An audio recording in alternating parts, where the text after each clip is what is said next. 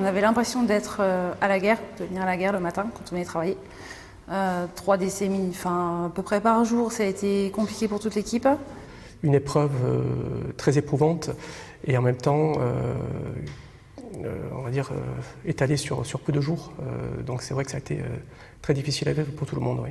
C'est une réelle frustration par rapport à tout ce qui nous arrive, ne pas pouvoir faire quelque chose à notre petite place.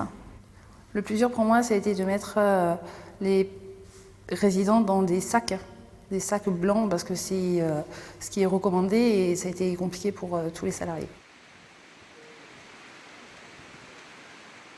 On ne peut pas dire que c'était comme nos grands-parents, mais on s'y attache, on est quasiment tous les jours avec eux. C'est assez désolant de ne pas pouvoir accorder aux familles d'être présents auprès de leurs proches dans ces circonstances-là. Nous l'avons fait chaque fois que c'était possible, en prenant toutes les précautions d'hygiène nécessaires. Mais malheureusement, parfois, le décès des personnes a été tellement fulgurant que nous n'avons pas eu le temps de prévenir les familles. Oui. On a réalisé notre travail jusqu'au bout. Je pense que ça peut être une fierté pour nous aussi, d'être à leur côté malgré qu'ils n'aient pas pu avoir leur famille. On était là, nous.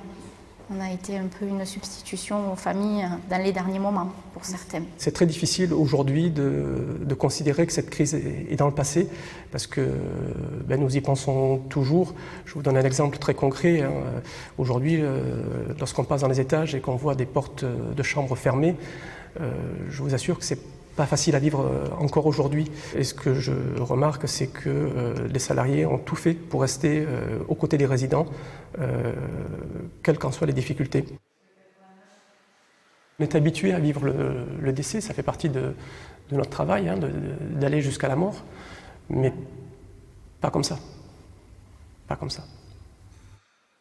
La vie suit son cours, on va dire, donc on continue à avancer, comme je vous ai dit, pour les résidents qui restent et ceux qui vont nous rejoindre. Mais voilà, c'est quelque chose, je pense, qui nous a marqué et qu'on aura toujours en tête.